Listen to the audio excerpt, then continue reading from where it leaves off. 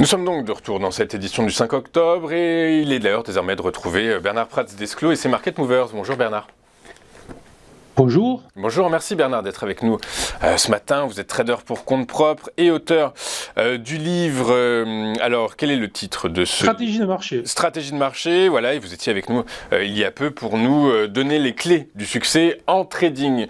Bernard, dans un environnement marqué par l'ébullition des rendements obligataires, vous avez décidé dans un premier temps de nous parler d'Alstom. Alors Alstom qui a publié hier ses résultats semestriels et qui déçoit légèrement, notamment au niveau du cash flow libre qu'il a annoncé négatif alors que précédemment il avait annoncé positif. Est-ce que ça a un impact sur les cours et est-ce que ça ébranle totalement la direction que prenaient les cours dernièrement ? Alors écoutez, c'est une excellente question. Et effectivement, j'ai voulu faire un focus sur Alstom parce que c'est vrai que c'était quand même un doute récurrent depuis maintenant plusieurs trimestres. Beaucoup des analystes qui suivent la valeur s'attendaient quand même qu'à un moment ou à un autre, il y ait des problématiques sur les cash flows, et Alstom faisait que dire que non, que tout irait bien. Et là, effectivement, hier soir, c'est tombé vraiment comme en fait un couperet. Et ce matin, tout simplement, la valeur est pour le moment suspendu, donc on attend toujours la cotation, donc ça va avoir une incidence très lourde, avec toujours derrière, c'est un peu l'idée qu'il y a derrière cette annonce, et que possibilité d'avoir dans les mois à venir, ou les semaines peut-être même à venir, une augmentation de son capital, et donc une dilution de ses actionnaires, donc c'est toujours très risqué.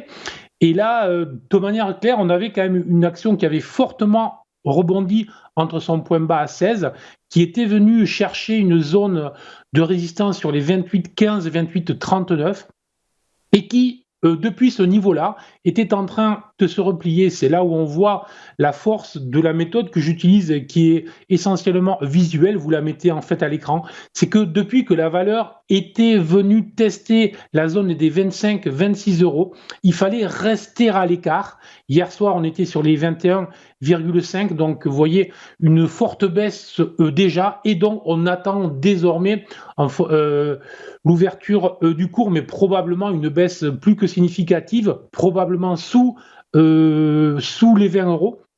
Donc plus que significatif. Et là aussi, toujours très important lorsqu'on investit, lorsque l'on trade, de savoir ce que l'on fait, de ne jamais jouer en bourse, de ne jamais se mettre sur un mode j'espère que. Il faut vraiment être précis, il faut vraiment bien gérer son risque. D'ailleurs, en plus, ce matin, on a deux analystes qui abaisse le cours. On a la Deutsche Bank qui passe de 30 à 23, et on a Barclays qui était à 16,5 qui va passer en fait à 12 euros en objectif. Donc on voit bien qu'il y a aussi des analystes qui vont désormais mettre la pression sur le titre. Donc on avait une pression technique, on va avoir une pression avec les analystes, et donc beaucoup de doutes sur cette valeur. Très clairement, je conseille de rester à l'écart tant que la valeur ne revient pas au moins au-delà des 24,69 €, un niveau très précis, un niveau très clair, mais tant que la valeur restera sous ce niveau-là, le risque est vers le bas. Donc à moins de se mettre en mode joueur, ce que vraiment je déconseille lorsqu'on investit en bourse, on fait les choses sérieusement. Éventuellement vendre à découvert, est-ce que ça pourrait être intéressant sur ce titre-là? Ça pourrait être une stratégie de trading à suivre? Alors, les ventes à découvert, alors effectivement, Alstom est une des valeurs de la bourse de Paris qui est le plus vendue à découvert. À titre personnel, je ne fais aucune vente à découvert sur des actions, car je considère qu'il y a suffisamment de produits spéculatifs pour vendre éventuellement les indices, pour vendre éventuellement les actions. Alors là, on peut le faire avec les varans, on peut le faire avec les services que vous proposez avec des by day, avec les varans, avec les turbos. On peut le faire avec les options, mais en titre direct, personnellement, je fais aucune vente à découvert sur les actions, car je trouve, ça ne me plaît pas.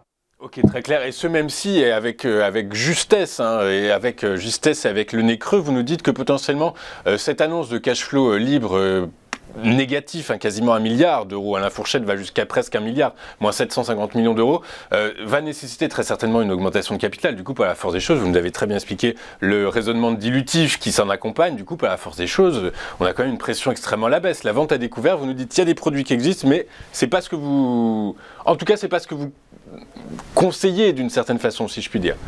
C'est ça. Moi, sur les actions, je les travaille uniquement à l'achat. Après, on peut travailler, mais je vous dis là, les signaux donc de baisse pour ceux qui auraient voulu donc travailler via, par exemple, des turbos, via des certificats, via des varants, cette action à la baisse, les signaux, on les avait sur les niveaux des 25, 25,50. Donc, on est à 21,5. Vous voyez qu'on aurait eu déjà en fait un gain de près de 20%, plus les effets de levier qui sont avec les varants. Donc, ça aurait pu faire un gain plus que significatif, mais vendre à découvert directement les actions, je ne le fais pas, c'est mon éthique, hein, je veux dire, c'est tout. C'est pas Bien sûr, ceux qui veulent le faire, je veux dire, ils peuvent le faire, il n'y a non, aucun souci. Euh, je suis essentiellement des traders, donc je travaille long short sans aucun problème sur les indices, mais sur les actions, je vais plutôt les travailler dans une optique en investissement active à 2-3 semaines, à 2-3 mois, 2 ou 3 ans, je veux dire, mais uniquement à l'achat.